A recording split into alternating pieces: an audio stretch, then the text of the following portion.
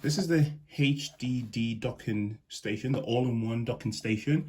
And I tell you, this is one of the best things that you can have if you have a lot of old school data stored in these ancient disks.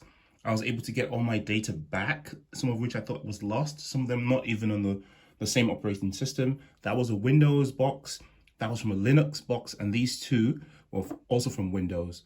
And now I use a Mac, so this works with a Mac. Let's just get that out of the way. Lots of people ask, we know it works with Windows, but does it work with a Mac? The answer is yes, that's what I use. This is the old school IDE style HD, and this is the large, I think it's called a 5-inch, the big internal disk. You can see that. And it has the old school IDE with the power supply, and that fits happily in one of these holes, and it's hot swappable, so you can just basically plug it in and it works, right? It works with the old school large disk, but with the SATA or the SATA, SATA, depends how you call it.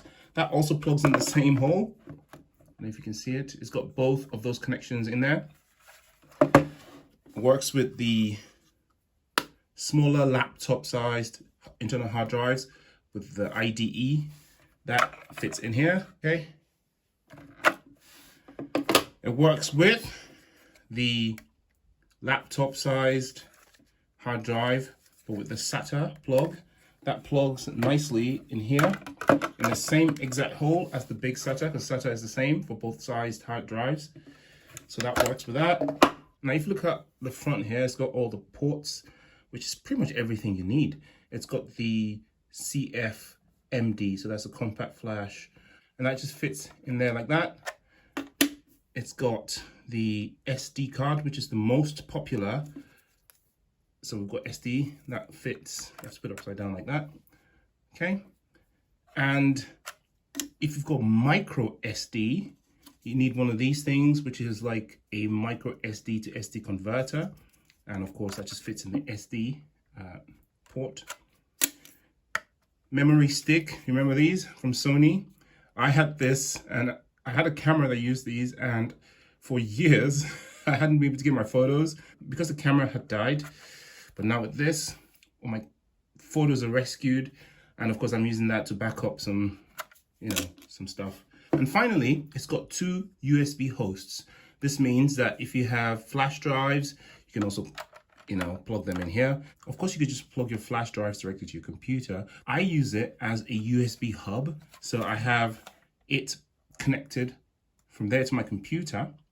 And I have this as a USB hub for, other hard drives. Because it's not USB-C, obviously it's a little bit slower than people are used to these days. But if you're going to be accessing files that you thought that you lost, then you don't really care that much about how fast you can get them, as long as you can get them. If you want it to work at a faster speed, it's also got a SATA interface.